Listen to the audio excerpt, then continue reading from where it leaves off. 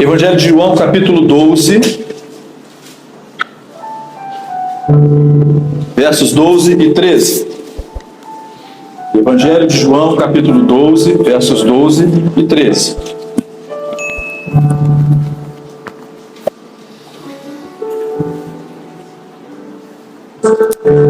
Diz assim a palavra do Senhor. No dia seguinte, a numerosa multidão que viera à festa, tendo ouvido que Jesus estava de caminho para Jerusalém, tomou ramos de palmeiras e saiu ao seu encontro, clamando: Hosana, bendito o que vem em nome do Senhor, e que é Rei de Israel. Nós louvamos, nós bendizemos ao teu nome, Senhor, por esta noite na tua casa.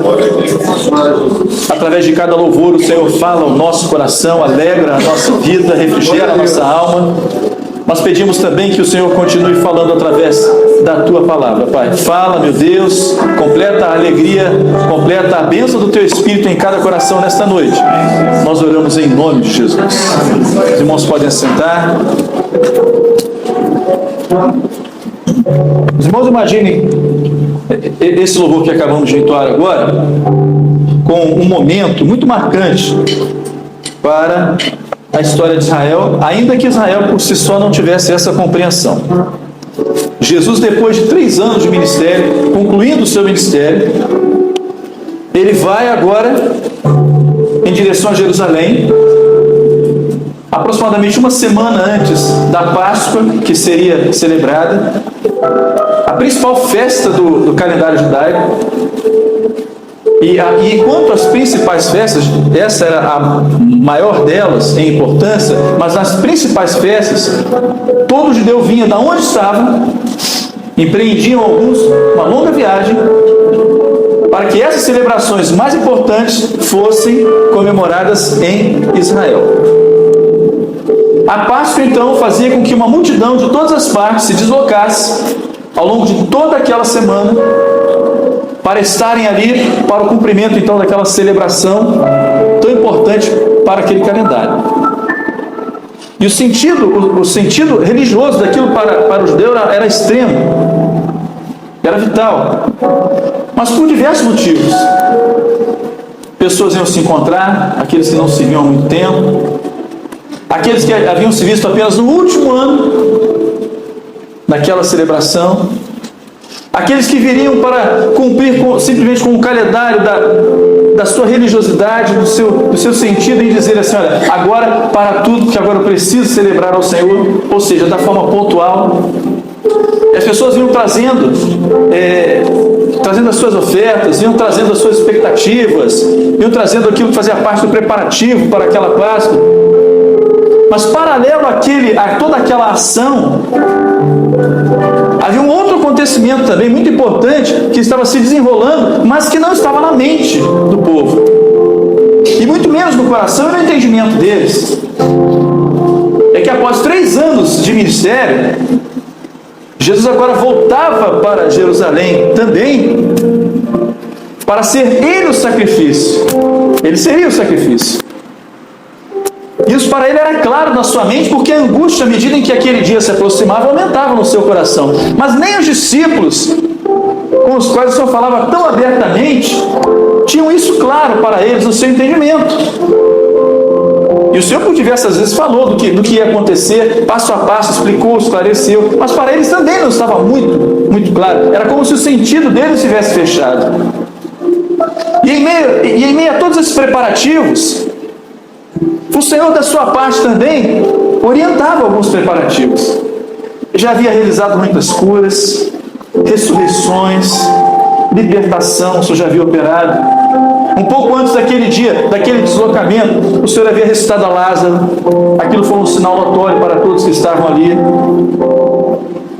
Mas 2 atos singelos relativos àquele momento podem ter passado desapercebidos até dos discípulos, mas estavam claros na mente de Deus. Em um deles, antes de entrar em Jerusalém, o Senhor chama 2 discípulos e diz assim: olha, vocês vão seguir agora a aldeia que está diante de vocês, diante desse caminho aqui. Quando vocês chegarem nessa aldeia, vocês vão encontrar um jumentinho. Ele está preso. Em um dos evangelhos, assim, ele está preso entre dois caminhos. Em outros, assim, vocês vão encontrar, quando chegarem na entrada daquela aldeia, vocês encontraram um jumentinho preso ali. E vocês vão desprender o jumentinho, soltá-lo e vão trazê-lo para mim. E se alguém perguntar, ele não disse se o dono perguntar, mas se alguém perguntar, você vai dizer que o mestre precisa deles. E os discípulos, quem vai questionar? Qual discípulo ia questionar uma ordem dessa do Senhor? Para aquele que eles viram andar sobre as águas, para aquele que eles tinham acabado de ver com toda a autoridade declarar: Lázaro, sai para fora agora, Lázaro. E o outro ressuscita. Como eles iam? Certamente não estavam no entendimento deles do que estava acontecendo, mas afinal de contas o Senhor mandou. E quando eles chegaram naquele lugar, exatamente como o Senhor havia dito, estava lá o jumentinho preso, eles soltaram o jumentinho para apresentar ao Senhor. Isso por quê? Porque na verdade o jumento tinha suas funções, era um animal extremamente valioso, porque ele era um animal de trabalho, resistente, que durava, de longevidade, mas também era usado por nobres em determinadas ocasiões. Até o rei, quando entrava em uma cidade, dependendo da solenidade, ele vinha montado em um jumentinho. E geralmente a figura do rei entrando em algum lugar montado em um jumentinho era um sinal de que ele não vinha para uma batalha, mas ele vinha em paz. E vestes especiais eram colocadas sobre aquele animal e o rei se sentava ali. Se os irmãos recorrerem um pouquinho à palavra, vão ver que foi assim que Salomão foi confirmado como rei de Israel. Não foi isso? Pegou-se a mula do rei, se colocaram a vestimenta especial para aquelas ocasiões. Salomão foi colocado assentado sobre o jumentinho, e o principal soldado, o mais importante, o general do exército Davi, veio puxando o jumentinho com Salomão assentado sobre ele, dizendo: viva o rei. Então era algo especial. E o que o Senhor estava mostrando, está deixando claro, é que enquanto toda aquela movimentação estava acontecendo, todo aquele preparativo para aquela celebração, ou seja, o mundo, né, aspas, o mundo daquele momento, daquela circunscrição, digamos assim, estava numa grande celebração religiosa. Era um costume que não se podia perder. Olha, podemos perder tudo. A mente de Jerusalém, né? Do judeu, nós estamos escravizados na nossa própria terra, nós não temos mais um rei, quem domina sobre nós são os romanos, nós pagamos imposto na nossa própria terra, não somos mais donos da nossa própria casa, nós não temos a liberdade que nós tínhamos antes, mas os rituais nós temos que cumprir. E se voltassem um pouquinho à história, e se tivessem atenção, iam se lembrar que todas as vezes que eles foram fiéis ao Senhor e que a aliança com o Senhor estava estabelecida, estava clara, eles eram livres. Não havia inimigo que permanecesse de pé diante deles. Era uma mera questão, digamos assim, de voltar atrás na história e ver assim: peraí, por que nós estamos nessa situação? A história, o registro histórico nos dá conta de que haviam cerca de 400 anos de que não havia mais sinal da parte de Deus na vida de um povo que foi criado através de sinais, que viveu com sinais, que experimentou sinais tremendos. Os profetas do Velho Testamento, a operação do Senhor no Velho Testamento, um povo que tinha um histórico dizendo o seguinte: o nosso rei é o Senhor. O povo que quando entrava em algum lugar, quando saía para uma jornada, ao invés de ter um rei, um homem assentado sobre o cavalo, o seu cavalo de guerra ou de batalha, seja lá o que for, a sua carruagem, tinha a Arca da Aliança diante deles. Um povo que tinha uma história lá atrás que dizia assim: este é o povo cujo Deus é vivo. E se eu admito dizer que este é o povo cujo Deus é vivo, eu estou admitindo intrinsecamente dizendo o seguinte: que existem outros que não são, porque não se manifestam. E agora, nesse paralelo, de um lado Jesus, que pede os discípulos que busquem o jumentinho, porque ele era rei, e o rei ia entrar na cidade assentado sobre o jumentinho, mostrando que o propósito dele até o final não era o juízo, mas era a justiça. E a justiça era a salvação para o homem. Ele se prepara e entra, e começa a entrar na cidade, assentado sobre aquele jumentinho, e a cidade, ora, nós estamos aqui. Jesus, vocês já ouviram falar de Jesus? Olha, aquele profeta, o mestre, mas ninguém se referia a ele como Senhor, né? O profeta, aquele homem que faz milagres, quem sabe? Por isso Jesus perguntou certa vez: quem os homens dizem que eu sou? Uns dizem que tu és Elias, outros dizem que tu és Jeremias, ou um dos profetas. Então olha, Deus, depois desse silêncio todo, levantou um profeta em nosso meio. Esse era o conceito. Um homem que faz sinais e prodígios, que agora ia entrar na cidade, assentado sobre o seu jumentinho, e as pessoas aproveitaram aquele momento e espalharam pelo caminho ramos de palmas, de folhagens, como quem fizesse um tapete, e diziam: Hosana, bendito aquele que vem em nome do Senhor. Mas o Senhor conhecia tão bem, que lá atrás, em algum momento, ele disse assim: este povo me honra com os seus lábios, mas o seu coração está longe de mim. Era essa a realidade. O que Jesus viu quando entrou em Jerusalém? Quando ele começou a descer a colina para entrar em Jerusalém, ele se quebranta naquela hora dizendo: Jerusalém, Jerusalém, que mata os profetas e apedreja aqueles que te são enviados. Quantas vezes eu quis te ajuntar como a galinha junta os seus pintinhos debaixo das suas asas, mas essa cidade ficará deserta. Era um juízo que estava sendo estabelecido, já o que ia acontecer. 100 anos, 70 anos após aquela data, aproximadamente, ou um pouco menos. Mas o povo não: Hosana, bendito. Quem é esse? É o grande profeta. Outros diriam: é um grande mestre. E certa vez o Senhor falando com eles se declararam dizendo assim: Senhor, nós bem sabemos que Tu és mestre e Senhor. E Jesus disse: vocês falaram muito bem, eu sou Senhor e mestre. Mas ele inverteu o que eles disseram, porque antes de ser um mestre, ele quer ser Senhor, porque ele é Senhor. Mas na mente dos discípulos, dos que estavam com ele é um mestre.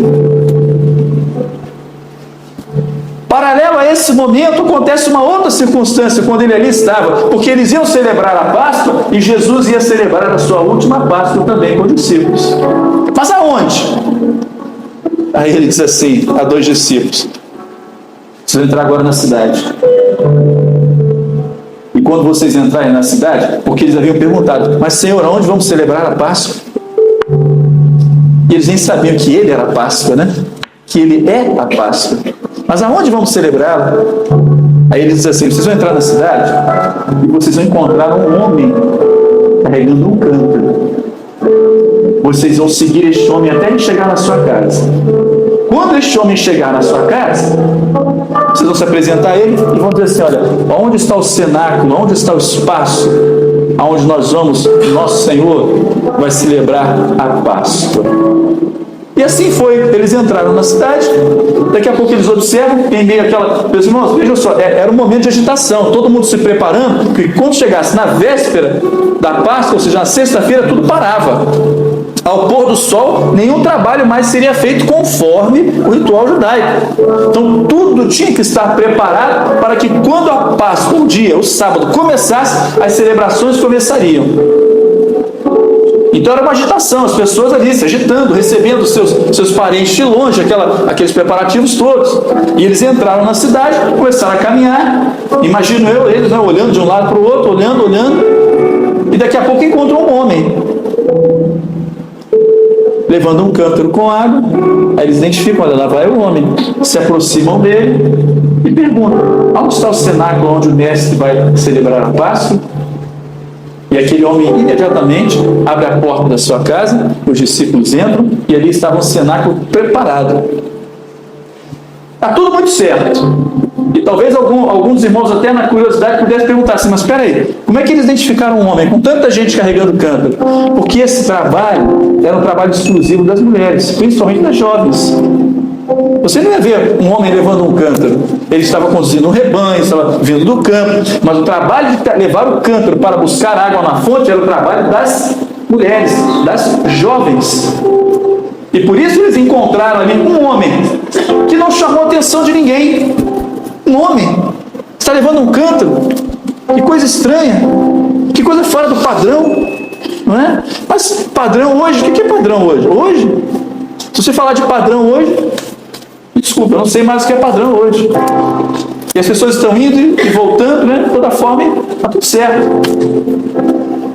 Mas o Senhor sabia que aquele homem estaria executando aquela tarefa incomum. E os seus discípulos se aproximaram dele, e a palavra diz que o cenáculo já estava preparado. Talvez ele nem soubesse, talvez ele nem tivesse ideia, né? Quem sabe até estivesse reclamando, agora que coisa, né? Eu aqui sozinho carregando esse canto, isso não é função para mim, não é trabalho para mim.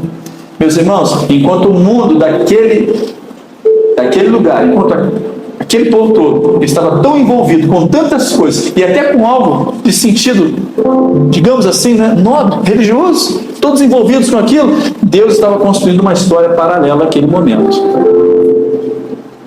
E nessa história paralela que Deus estava traçando naquele momento, o jumentinho foi trazido para servir ao Senhor. É interessante que dificilmente um animal desse ficaria preso em algum lugar sem a atenção do seu dono, porque ele tinha valor para o seu dono. Mas ele estava ali, e um cenáculo havia sido preparado para que o Senhor fosse recebido ali também. Enquanto o mundo hoje vive a sua rotina, vive os seus dias, preocupado com as suas coisas, com as suas celebrações, e ficou com a sua vida, com os seus entendimentos, os seus conceitos, com tudo, Deus está traçando uma história paralela. E nessa história paralela, eu estou incluído, você está incluído. Nós estamos incluídos nessa história do incomum, e que passa despercebido aos olhos de todos, mas não passa despercebido aos olhos do Senhor, porque os olhos do Senhor procurarão os fiéis da terra. E a palavra diz isso: aquele que anda em um caminho reto, este me servirá.